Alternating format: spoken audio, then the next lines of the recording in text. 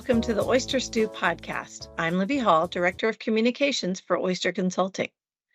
As part of our podcast series talking about FINRA's 2023 exam priorities, today our experts dive into the financial crimes portion of the report, in particular AML and manipulative trading.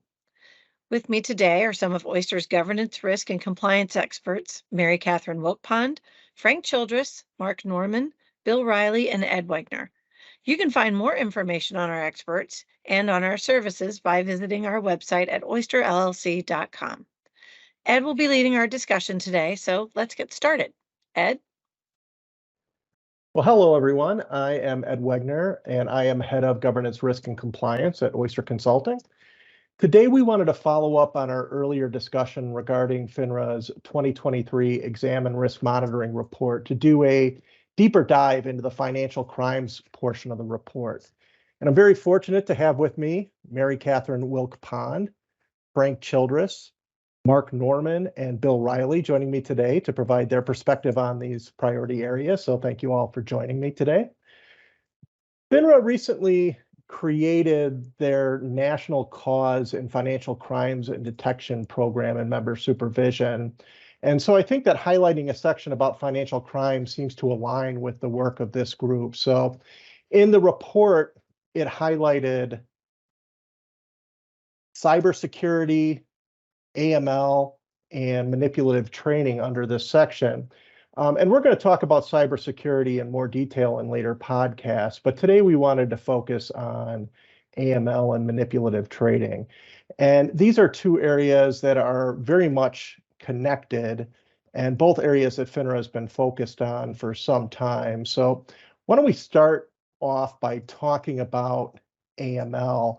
And one of the things that FINRA has highlighted is the need to ensure that a firm's AML programs are tailored to a firm's business and kept up to date. So Mary Catherine, why don't you start with what you feel FINRA is really focusing on with respect to tailoring AML programs and keeping them up to date, and others feel free to add your perspectives as well.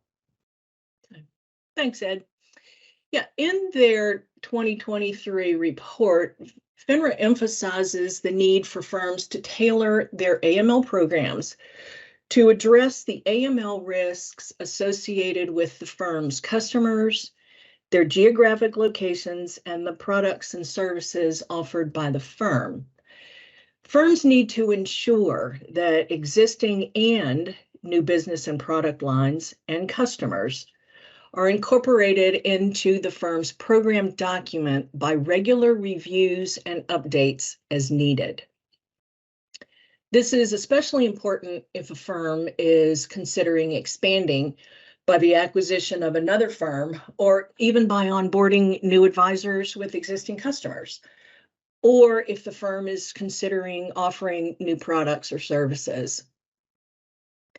It's also important for the AML compliance officer to keep up to date on publications from the SEC, FinCEN, FINRA, and other regulatory bodies to ensure necessary changes are made to the AML program based on regulatory guidance and rule changes. Finally, firms should create written AML risk assessments as an accompaniment to their AML program document. The risk assessment should be also reviewed regularly and updated as necessary to account for changes to customers, locations, products, and services, or in the event the firm has findings based on internal, annual independent, or regulatory testing or reviews. And two key points to me with this part of FINRA's report are, one, while FINRA has made available their AML program template document on their website, they consider it to be a guide, not a document that firms should use in lieu of their own program document. FINRA actually notes in the document itself that it is a helpful starting point.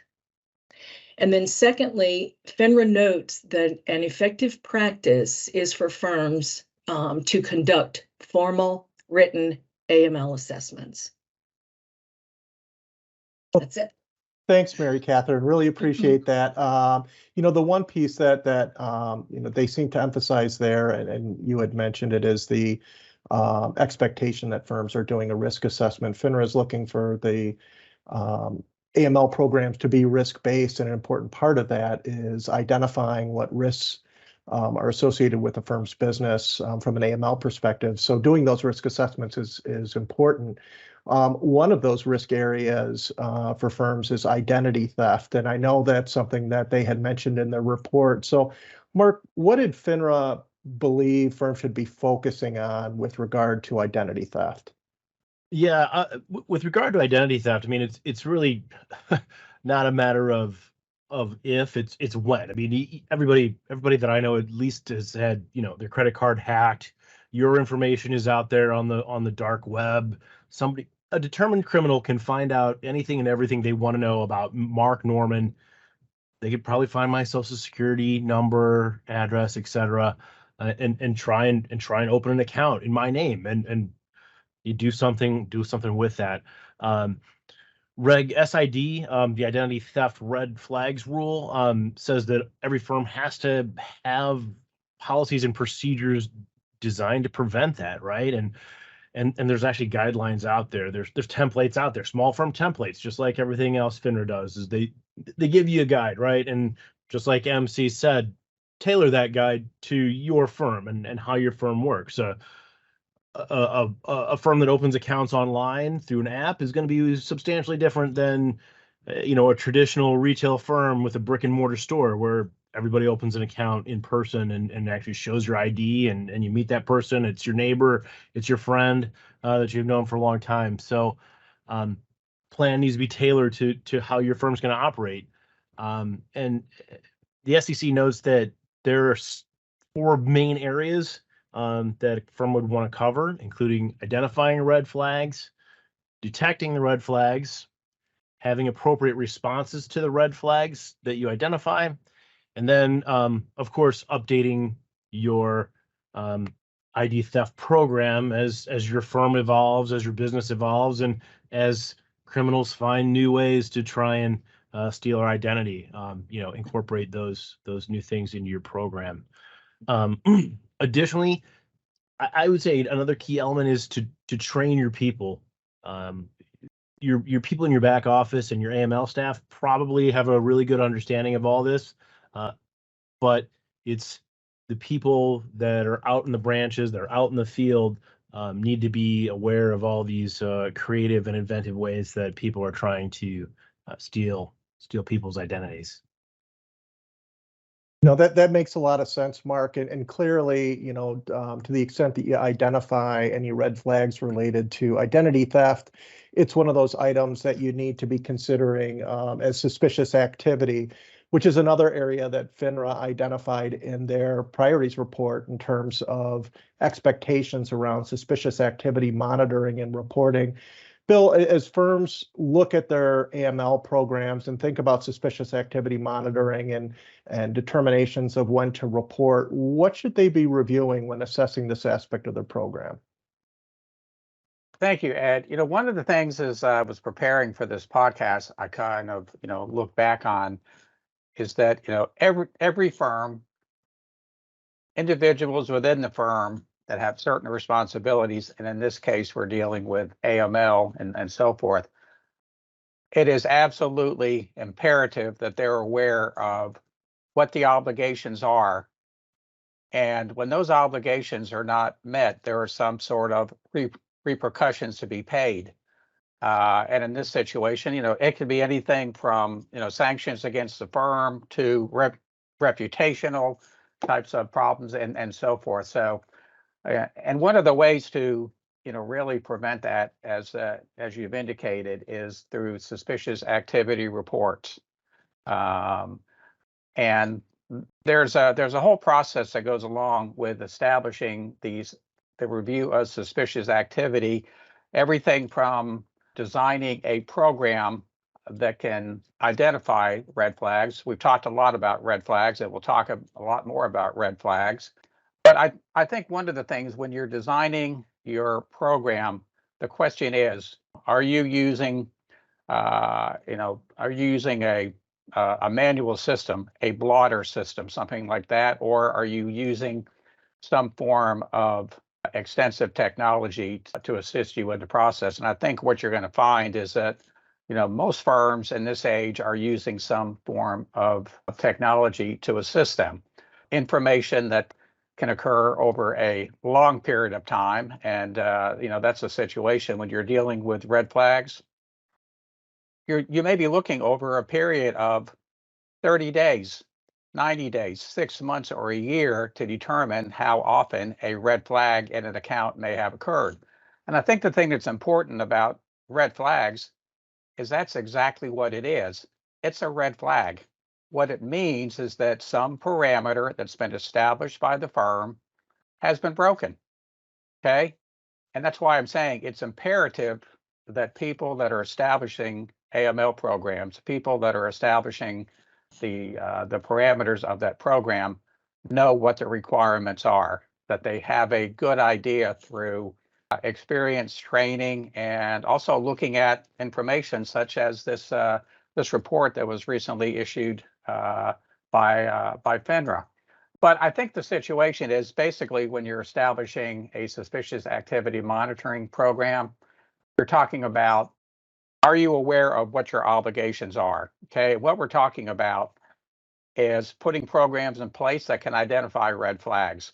But I think the thing that's just as important, or maybe even more important, is what do you do with those red flags? Okay, one of the things that regulators are looking for, do you have a program? Do you have a program to identify unusual activity?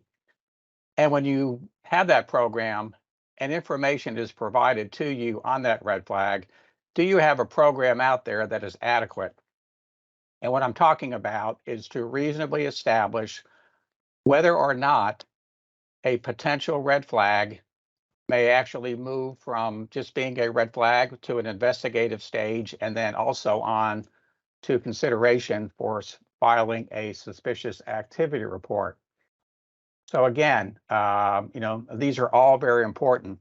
Determining the red flag, more importantly, determining whether or not there's any sort of activity there that reaches a certain standard.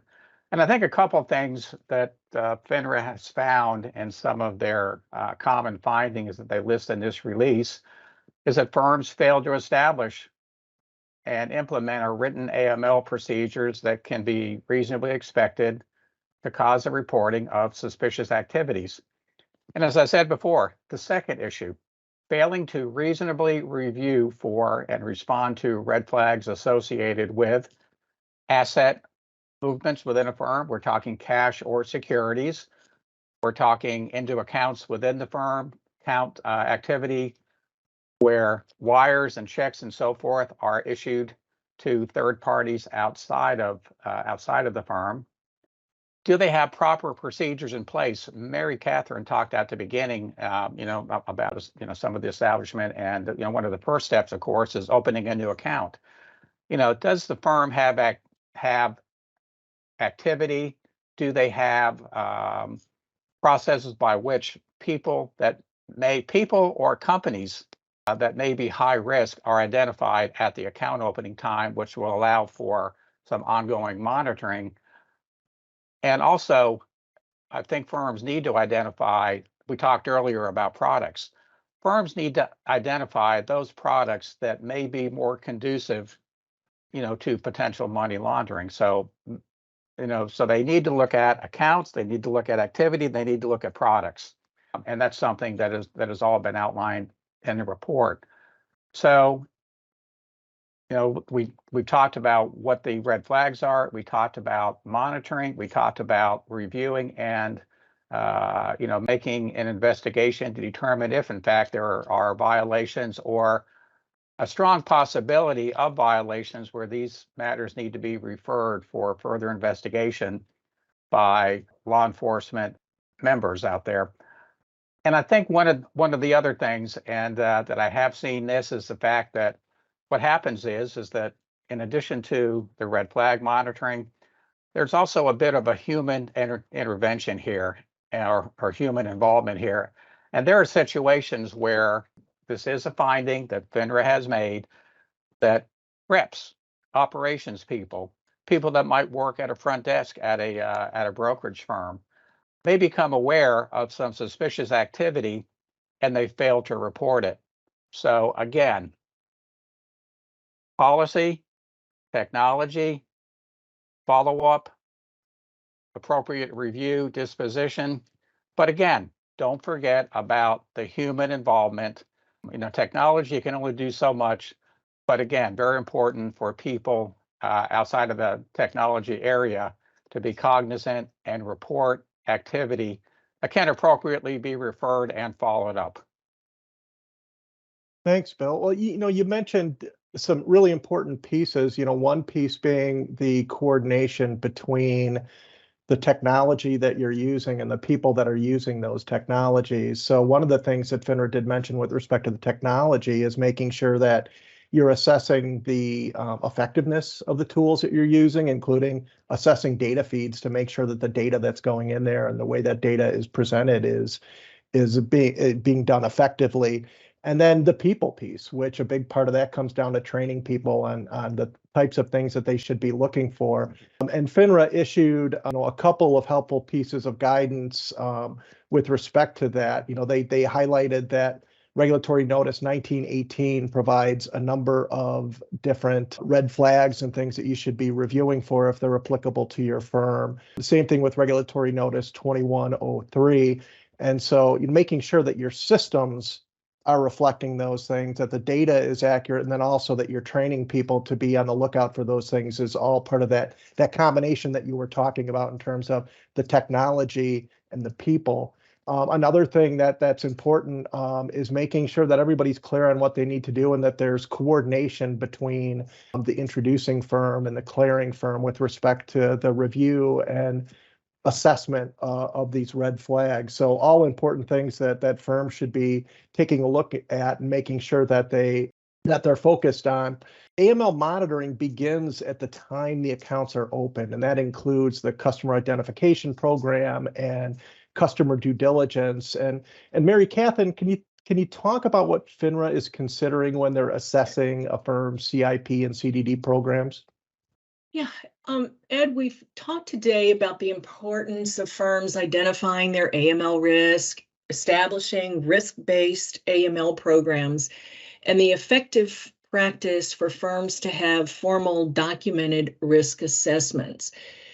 FINRA notes in the 2023 report that firms are still not establishing risk-based customer identification programs and conducting customer due diligence that's risk-based.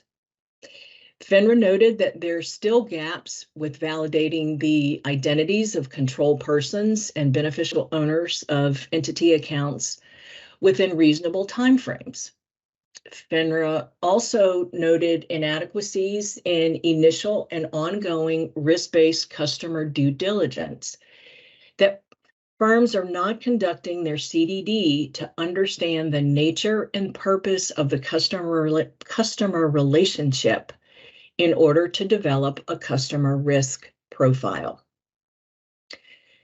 FINRA specifically called out effective CIP practices for those firms that open online accounts, and several specific items noted are requiring both documentary and non-documentary validation of customer identities, or including multiple forms of documentary information, contracting with third-party vendors to help verify potential suspicious information. We talked about that in account applications, reviewing the customer's IP address, obtaining a copy of the customer's account statement prior to initiating an account transfer, and reviewing account applications for common identifiers such as email addresses, telephone numbers, physical addresses located in other applications and in existing accounts, especially if the accounts appear unrelated. So my takeaway on the customer identification program and customer due diligence section of FINRA's report is clear. These programs need to be risk-based, and firms have a clear obligation to understand the purpose and nature of each customer relationship. Thanks, MC. That's all very important. And you talk about setting the policies and procedures and having all these set in place. But then it really comes down to the implementation of those policies and procedures, and then testing to make sure that the policies and procedures have been implemented appropriately. And so there's the training and the testing components, which are critical, and FINRA addresses both of these pieces in their report. And maybe, Bill, if you could just provide some of the considerations and things that they talked about with respect to testing and training, and others feel free to jump in as well. Well, thank you, Ed. One of the things that I've always looked at in any type of testing program is, and what happens is a lot of firms will use some sort of examination module to guide them, through the process. And there are a lot of times when we're doing various exams for clients, we will use those exam modules or manuals to guide us through the program. I think the one thing that is just absolutely of utmost importance is that the exam program, the exam module, whatever document you're using, has to be meaningful. It has to make a determination as to compliance or non-compliance with rules, regulations, best practices, and things like that.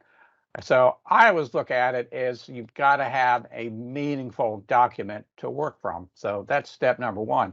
If your exam module, your exam document is not meaningful, then the results that you're going to get, you're actually going to go out there and you're going to meet the requirement. Hey, I had an annual review, okay, which is the requirement.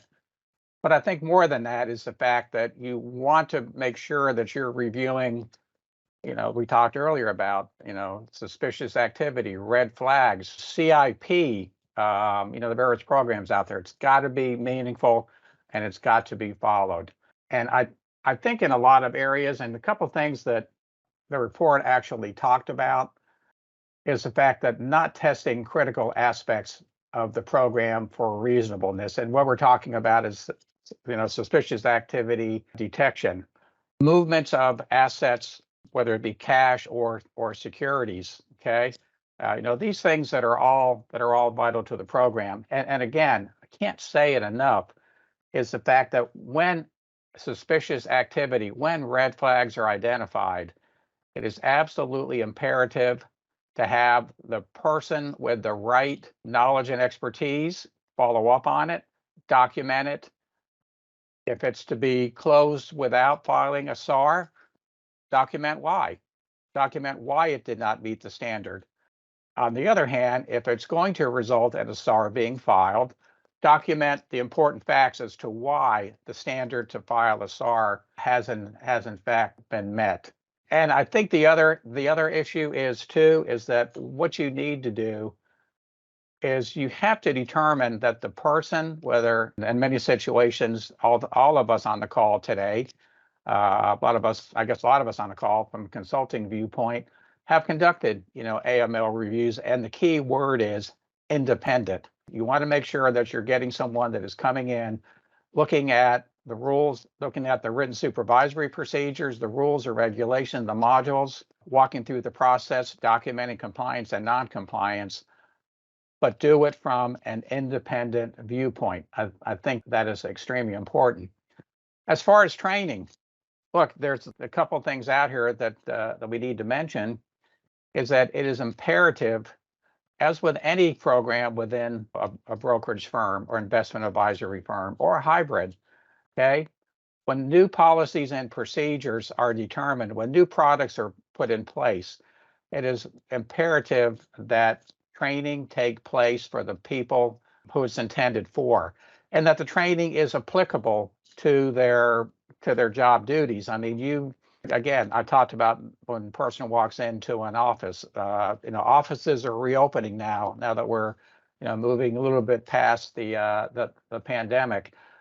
people walk in, the level of training that might need to go to a receptionist would be different than it would be to a registered rep or a person in your compliance department. So the training must be applicable to their job role.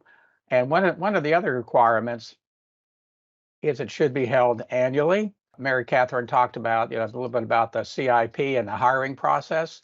I think it's also imperative, and it's out there, is the fact that people should receive training when they go to a firm, depending upon how long they've been in the industry and their experience, within certain time frames. If you've had the training, and maybe it's done in person versus online, you're not going to wait a whole another year for a person to sit for the AML, the money laundering training and so forth. So effective training, identifying people's roles and providing them that effective training. I think also as new products, new services, new technology introduced to the firm, it's imperative that the training keep up with those functions and products. Yeah, thanks, Bill. I think when you talk about testing a program, whether it's testing the overall supervisory system that you have or testing discrete aspects of it like AML, the important thing is to make sure that you're assessing the adequacy and the effectiveness of the policies and procedures, then testing their implementation. And then, like you had mentioned, importantly, when you find issues, making sure that those issues are addressed and you have some way of tracking to make sure that any identified issues get corrected. And then as part of the training, making sure that those are tailored. Just like your AML program's meant to be tailored to your firm, the training needs to be tailored to the individual roles within your program. So all very critical pieces.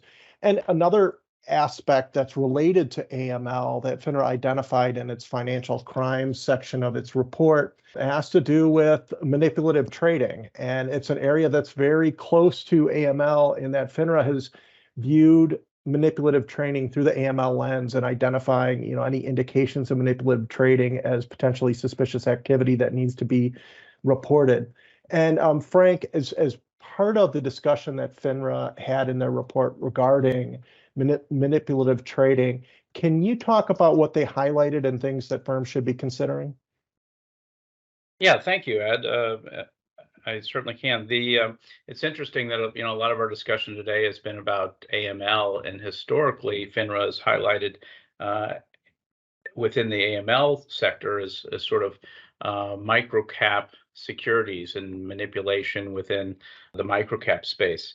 Interestingly, they didn't specifically call that space out this year, but I certainly wouldn't use that as any indication of relief in their diligence towards that. That's been a hot item for them over the last couple of years, and I suspect they will continue to focus strongly in that space. This year, and they identified manipulative trading in big, bold red letters. They said new for 2023 within their examination and risk monitoring priorities. They cited a half a dozen or so rules that this could fall under, everything from standards of commercial honor and principles of trade to front running of block transactions, to requirements around publication of quotes for trading desks and others. So there's a number of different rules that manipulative trading can be applied to, or rules that can be applied to manipulative trading. So there's sort of a lot to look at here. Firm surveillance systems for patterns of suspicious activity are critically important to give managers some comfort that their systems are being properly monitored. There are a lot of third-party systems that do this type of monitoring for trading desks, as well as certainly some people do have some homegrown systems. And then typically the order management systems have some sort of capabilities built in within the order management system or the OMS to identify this type of activity. So though it's important that you're using reports that are meaningful to your business practice, as Mary Catherine mentioned earlier in the call, as you design your policies and procedures around monitoring for this type of activity, just like AML, it's important to customize your policies and procedures to your specific client base. So it's going to look a little different for maybe a wealth management retail-based firm than it might for capital markets, or a firm that just simply executes for other broker dealers. So design those policies and procedures that are tailor-made for your particular business model, and then as we discussed earlier, that it's important that these policies and procedures are not only appropriately documented, but that you follow up on it, and that you reviewing these regularly with a cadence that's described within the policies and procedures. And there's follow-up procedures, there's escalation procedures, and everything that's incorporated within that. So it's interesting that they specifically call out manipulative trading this year, as FINRA has a sort of a shiny new tool that's going to help them in the monitoring of this. So I think it's extremely likely that they will aggressively implement their new CAT information that they're now collecting to really aggressively pursue certain types of activity. And where monitoring has typically taken place sort of in a one-dimensional, looking at specific trades, CAT has the ability now, and firms need to have the ability now, to look across multiple customers, and in many cases different time frames as well, over many days or different situations. It's also important that the firms understand their client base, and they recognize when there might be trades that might be considered by FINRA to be in concert, or if there's activity that parallels itself within a firm. It's important to be able to identify that and recognize and call that out. Also, within the written supervisory procedures, it's important that they document not only the steps that they're doing for reviewing, but the WSPs should identify what the position or individual person is that's responsible for monitoring that type of manipulative conduct. They mention a number of different sort of trading schemes that they're concerned about. They have their names like momentum ignition, layering, spoofing, but generally speaking, all of these are just certain forms of deceitful trading, where they might be trying to indicate one activity when they're really trying to do something else, or maybe they're just trying to make the market look bigger than it is, and they're not intending to trade at all. So any type of activity that is not designed to reflect what their customer order flow is could be considered manipulative. So something for your systems to monitor.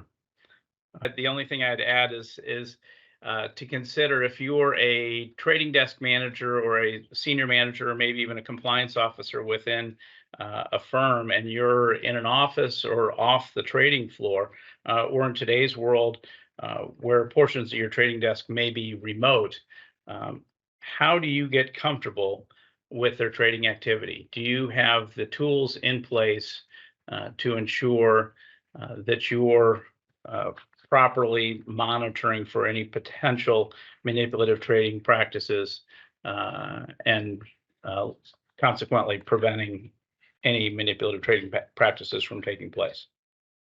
Thanks, Frank. I really appreciate that. And, one of the things that I really liked about the format of the report, for both AML, manipulative trading, for all the areas that they had, was the organization of the report. It really kind of helps you be able to identify pretty quickly, what are the things that FINRA is going to be looking at in terms of the considerations, what have they been seeing in their exams and the common findings, and then what are some effective practices that they've seen firms employ, and also having links to resources and guidance that you can quickly get to get more information about these. I think it really helps make the report a useful tool for firms to be able to assess their programs against.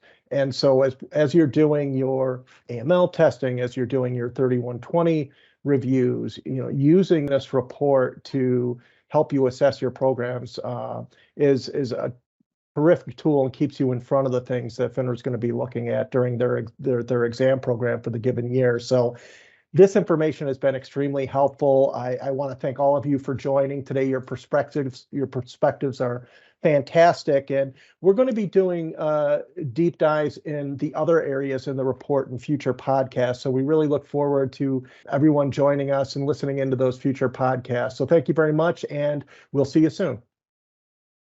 Thanks, everyone, for listening. If you'd like to learn more about our experts and how Oyster can help your firm, visit our website at oysterllc.com. And if you like what you heard today, follow us on whatever platform you listen to and give us a review. Reviews make it easier for people to find us. Have a great day.